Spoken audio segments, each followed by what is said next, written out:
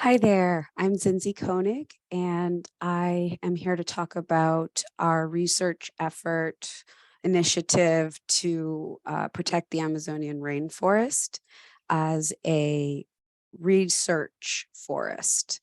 And under that research forest status, that here in the United States, the state of Oregon and the Oregon State University's forestry and forest management program has acquired the largest research forest in the world here in Oregon. My small community college, Southwestern Oregon Community College, is a part of educating the workers that will need to go into this forest management in the Elliott State Forest. And since the Elliott State Forest is right now the largest research forest in the world, this should really be a model for how we can protect and preserve what's left of the Amazonian rainforest. And my Hail Mary plan is to see if in September at the International Astronautical Congress in Paris, France, I will make a call to action for the preservation and an effort initiative to a long-term investment, financial investment in the preservation of the Amazonian rainforest. And for this, space actors are, what right now is happening is space actors have to build confidence in each other. There are many different companies like SpaceX, NASA, the European Space Agency, China, Russia, they all go into space, and we have to find a way to help the most marginalized group, the most at-risk sensitive ecosystem, being the Amazonian rainforest right now. That is the primary objective. Is if these space actors are providing this access to space, then the benefit needs to be in the material preservation of the Amazonian rainforest. And if we can find an academic institution to take over that forest management and build an innovative, long-term, sustainable effort funded by space actors in an act of good faith and in an act to build confidence in one another in our space activities, so that there will be no escalation of conflict in space and nobody on Earth will fail to benefit from the access to space. So the power and wealth of going to space will hopefully be at some point redirected to preserving the Amazon rainforest and actively protecting it. Remember, some of the stakeholders for space activities are interested in increasing access to space and its benefits for everyone. Preserving the Amazonian rainforest as a research forest is inclusive in this. The United Nations Sustainable Development Goal number 12 is to act with proper consumption and production patterns. That's the UN Sustainable Development Goal 12. And that goal is what I am going to speak to in France, in Paris, in September, to call to action wealthy space actors for an act of good faith and I want to make it clear, it is not just a purchase of this forest. It is a protective, binding, multi-state agreement involving the areas of the Amazonian rainforest that are being mined and deforested. And that this is a call to action from these space actors with the wealth to perform space tourism, to bring that benefit back to the indigenous confederated tribes in the Amazonian basin, so that they have the true stewardship of the forest, and the Amazonian forest is preserved as an academic research forest. And that is enforced by the private sector company that is a space actor. So the satellites are used to continuously monitor this area of space where the Amazonian tribes would steward the land. Any extractive mining or deforestation that's identified, obviously using space satellite technology, would be actively, there would be an active deployment from that space actor to actively preserve the rainforest. And so what this may mean is engagement of force to protect those areas, because we know that there's engagement of force and violence that happens in the Amazonian basin to the people who are trying to protect the forest. And so what we need is an actionable and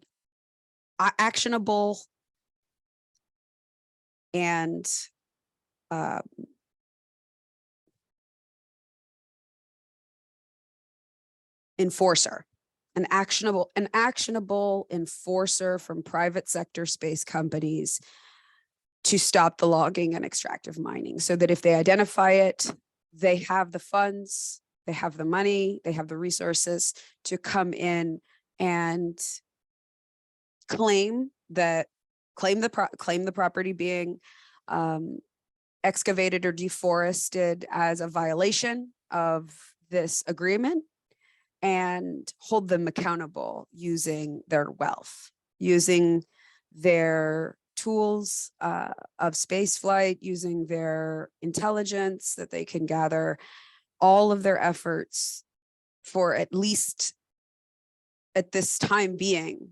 And we have COP27 in November. That needs to be a shift. The space sector and the access to space needs to go to the areas that are, the benefits need to go immediately, not necessarily to necessarily the moon.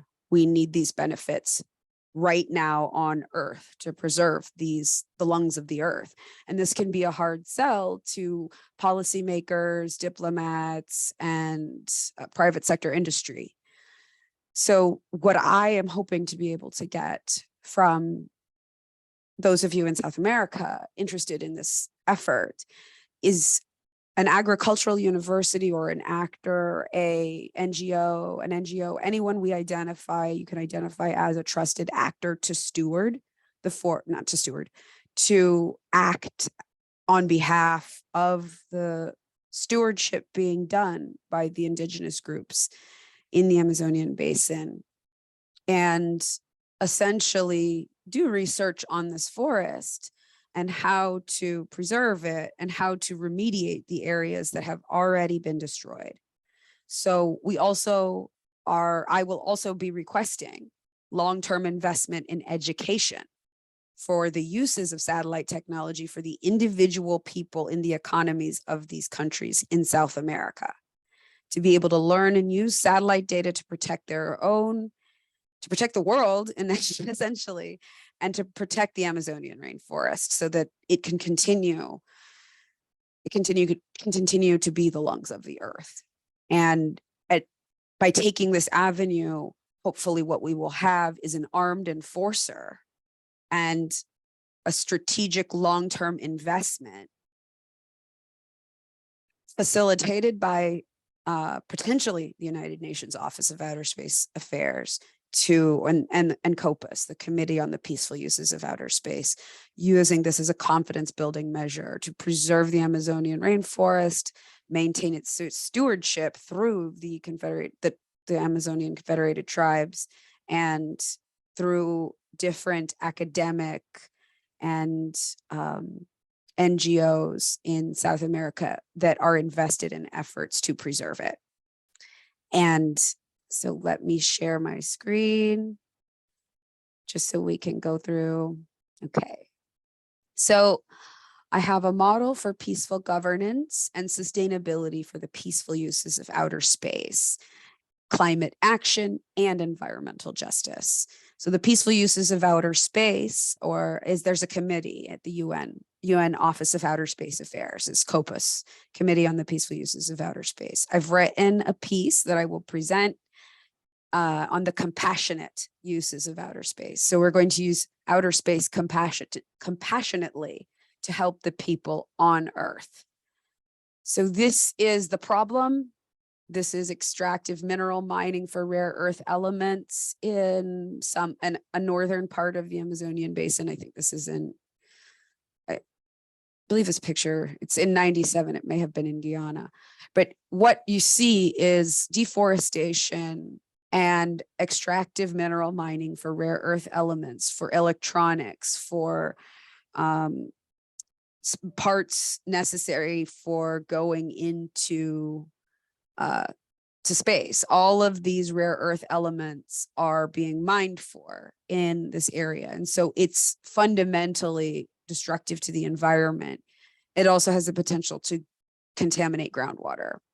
So we need long-term investment from the private sector in sustainable space activities to assist with the economy. The economy right now in South America needs assistance. And this is an immediate need. So access to space and the health and well-being of people in South America should be everyone's interest. The fossil fuel usage and phasing out of kerosene rockets is a long-term approach. This is something that education and funding in South America can be provided in order to use space to benefit all. Access to space, access to benefits on Earth. So the objectives I had laid out for the new incoming government in the Republic of Colombia for this effort, based off of the promises of deforestation and environmental justice in Petro's new presidency. And what we want, right, is an end to deforestation. And I'm sorry that this is still on here. I apologize. The climate justice and action are meant to be where the investment needs to go. We understand right now climate instability and preservation of the Amazonian rainforest is very important, and that this needs to be invested in from individuals, particularly these are post-colonial states, suffering the scars of colonialism. And so this is really a past debt to be repaid, if you think of it that way. So the vice president, prior to Petro, there was a Colombian Space Commission. They rejected a lot of use of space technologies, but the vice president of the Republic of Colombia presides over the space commission in this country. However, the CCE has in the past not necessarily had the greatest investment in space, because obviously space programs are a luxury. If your economy cannot support the people, it cannot support a space program. And so this makes sense, of course. Why would we want a space program? Now, the space programs that are being developed need to be helping the countries that did not ever have the ability to really form a great space program, and so are not benefiting from any of this access to space. The vice president in 2014 in Colombia actually laughed at the idea of sending satellites into space. And now we know with climate change, meteorological data, and wildfires, we really need those satellites. We really need to be able to find where there are fires to respond. We need to find the flooding areas. We need to be able to use something better than planes with infrared sensors to fight fires.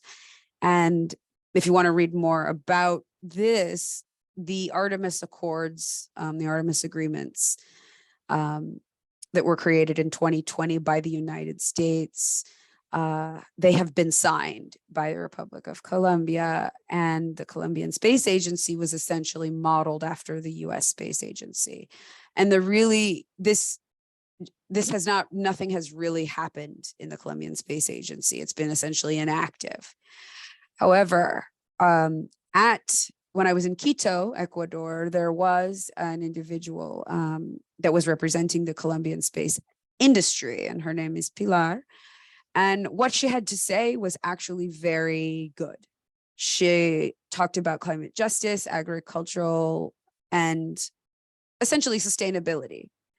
However, the Colombian Space Agency, as it is right now, is not able to do any of this.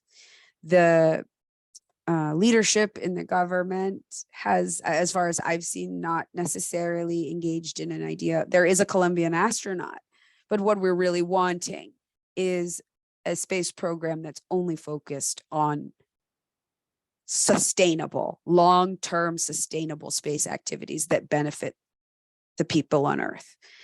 And so we have an opportunity for this, because this space agency signed the Artemis Accords, and so now are engaging with the United States in the space sector. So we already have at least a platform. What we have to get is the international communities in long-term investment in the Republic of Colombia's natural resources and all the natural resource preservation that really needs to happen, not just within the continent of South America, North America, but really in the Caribbean as well. However, at this point, the most damage being done to the Amazonian basin is from this deforesting and mining. And that comes along with something else. So kerosene rockets are used by the United States. They're used by SpaceX. Kerosene rockets are used by Soyuz, the Russian Federation Space Agency, and kerosene rockets. There are efforts to move away from that, because the kerosene rockets deplete ozone in the stratosphere, the mesosphere, the exosphere, and are contributing to a hole in the ozone layer, and also expose ground level individuals to very high oxidated nitrates. So very damaging chemicals from kerosene rockets. So phasing that out and having an education system in South America that is strategic in their long-term sustainability of space. We know that mining isn't necessarily the only game in town. There are ethical ways to capture these rare earth elements. In my paper, I talk about collecting these theoretical ideas of collecting space junk, space debris. When the satellites crash into each other, there's essentially an orbital debris around the Earth. And this has happened. It happened in 2007. And what that is trash in the space that they've mined from the ground on Earth. And so if we can recapture that, it will not only make it safer to access space, but if we recapture it, bring it back, we can reuse it. And so we don't need to continue mining. There are copper wirings and technology. There's electronic technology all over this planet that is being thrown away and wasted as garbage. And a strategic effort to preserve those. Essentially, there is a Nature paper. It's called Dumpster Diver. Mining, trying to find meteorites, trying to use old electronic equipment to get these rare earth elements so that we do not have to mine for them. And hopefully don't mine for them on other celestial bodies. So these are all hyperlinks. You can take a look at all of this, but this is what I'm trying to pitch: a multilateral confidence building measure for an Amazonian research forest. That's the effort. So Oregon's model, you can click on this link. I'm sorry, it is in English. It shows the forest management plan. So in the case of the Amazon, we would need an academic institution, scientists that study forest biology, to essentially be the managers of this forest, work closely and work together with the tribes in the Amazon to make sure all necessary proper remediation is done so we can begin the process of fixing the damage that's been done. And this starts with a long-term investment as a confidence building measure in the stewardship and preservation. And this link also provides some information on how this Elliott State Forest was allowed to be this research forest in the United States. And that's the model that we want. And let me pause for just 1 second.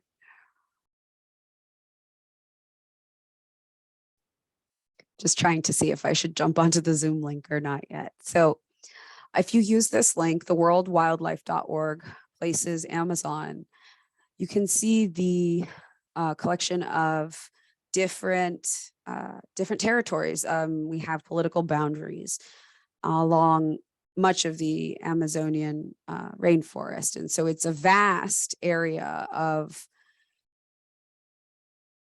really only when it comes to the amount of space it takes up, it's much more dense than it's vast. It's a very dense, large forest, similar to the, I am just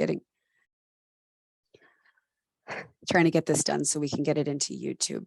What I want you to notice from this map really is the number of different stakeholders that we have for preserving the Amazon. But as you can see, Brazil, a large part of it is there, a lot of part here away from the coast. And so at the top here, we have the coastal areas of the Amazon that also need protecting. And I will be asking for anyone who in this area does have an academic institution doing forest management. We know that there is an important reason to preserve the Amazonian rainforest. These are the countries we must engage that do have Amazonian forest in their colonies, especially right here. The French Guiana is currently a French colony, and I will be in France. But these countries are where the damage is being done. And so what we have to do is, again, decrease and divest from these practices of gold mining, oil exploration, illegal logging, overharvesting, and aquatic species. If we can get a space actor to help facilitate this financially and enforce it for us, including the use of force for protecting the people and the biology of the Amazon, that would be the best case scenario, because then the forest is legally protected, legally being studied, and there is a vested interest in its preservation for individuals with a lot of money and access to space. So we want this to be a commitment from space actors to invest in the economy, to specifically now assist with the phasing out of fossil fuels usage in South America. That is something that we're going to be working towards, of course, and that's a long-term. These are all long-term investments that I'm going to be asking for. We want a healthy, educated community where we can have a green space economy that doesn't do damage on Earth, and we have a workforce of scientists and educators for the future that are able to use this multidisciplinary approach of space and climate action, because they can really together the benefit. Everyone needs to benefit from this. So rather than keeping all profits, private sector actors will have to make education and other benefits and continuously assess immediate needs of areas that have the Amazonian rainforest to be preserved, and divesting from the mining, the deforestation, and the kerosene rockets, which, as I said, there's other technology, there's alternatives to mining, and deforestation really has no place anymore, not for agricultural monocultures and not for mining. So in summary, what I'm asking for is a unified climate action oriented scientific space program that is aligned in an effort to preserve the Amazonian forest for stewardship by the tribes and studied by South American forestry management scientists. Research with the intentional actively protecting the forest from mining and further excavation. And so these forestry management scientists will be able to use satellite technology to protect it and at least have an enforceable arm from a space actor to protect that forest. If illegal logging or illegal mining is identified, then this can be dealt with, and it won't be the responsibility of the individual tribes, and it won't be the responsibility necessarily of the individual governments. This will be the responsibility of the investor to the stakeholders, which are the Amazonian people and really the whole place, on everyone on Earth. This is their long-term investment. And so please contact me if you would like to contribute. I won't be at COP27, but I will be in Paris in September, and I am looking forward to working with anyone interested in this project as I move forward.